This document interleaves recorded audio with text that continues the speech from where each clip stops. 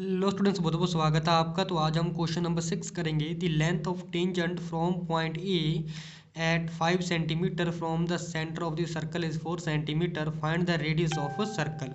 बेटा यहाँ पर सीधा सीधा जो 4 सेंटीमीटर है वो एक तरीके से हमारे पास टेंजेंट की लेंथ जो है दे रखी है, और जो 5 सेंटीमीटर जो डिस्टेंस दे रखा है वो डिस्टेंस हमारा बेटा ए पॉइंट से लेकर सेंटर तक का डिस्टेंस दे रखा है। ठीक है, तो हमें जो है रेडियस फाइंड आउट करना है सर्कल का।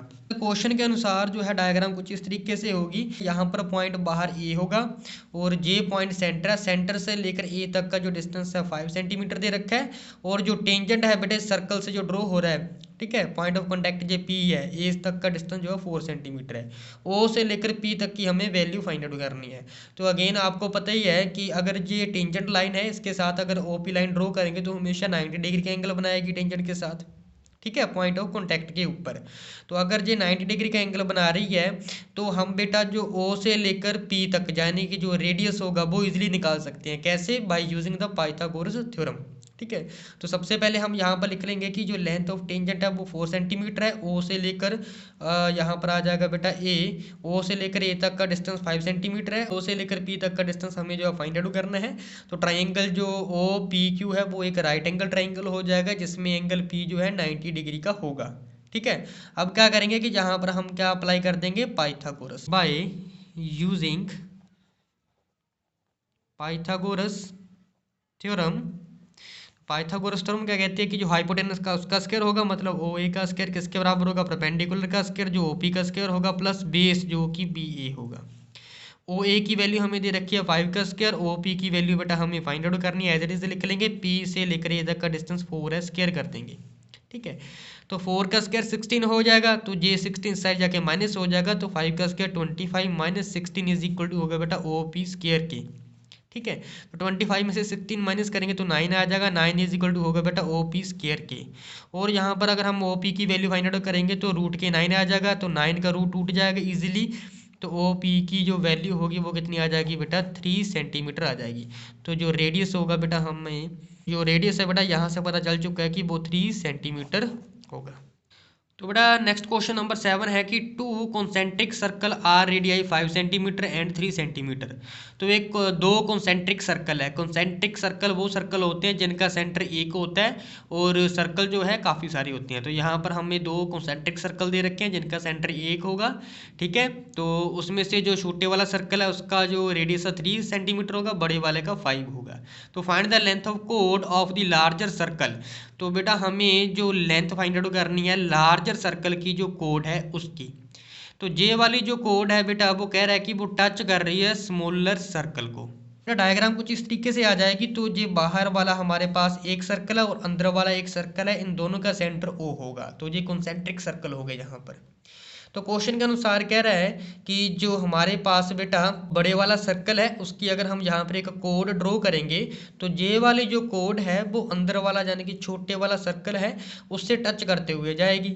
अगर ये टच करते हुए जाएगी सर्कल को, तो ये छोटे वाला जो सर्कल है उसके लिए जे वाली जो कोड होगी पी क्यू, छोटे वाले के लिए वो क्या बन जाएगी बेटा, टेंजेंट।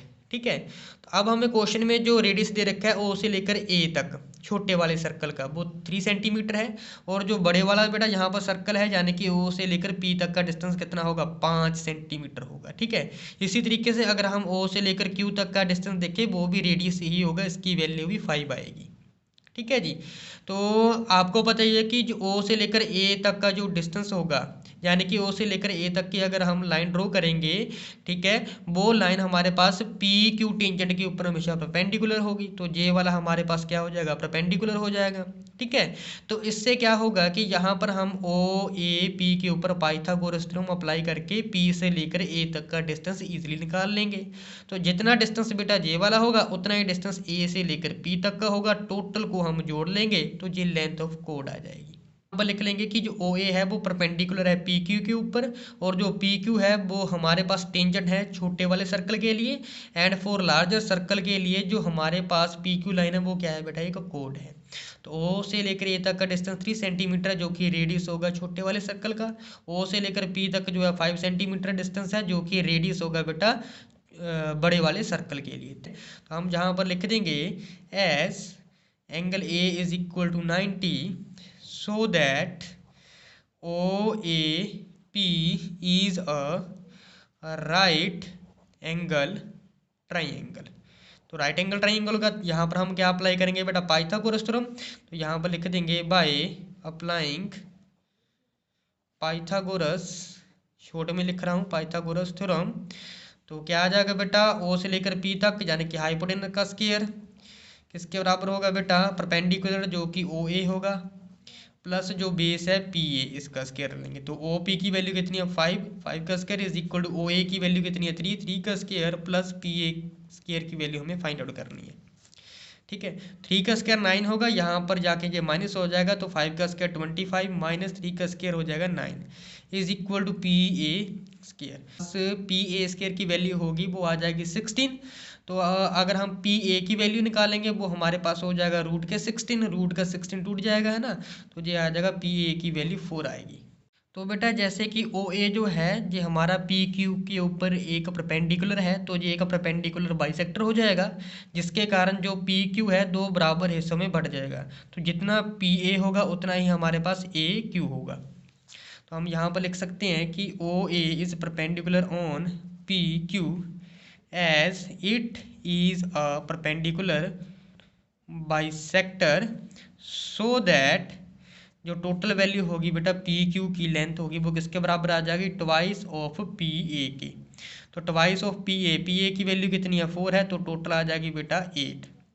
ठीक है जी, होप की वीडियो अच्छी लगी होगी, तो बेटा चैनल को सब्सक्राइब करना मत भूलिएगा। मिलते हैं हम अपनी नेक्स्ट वीडियो में।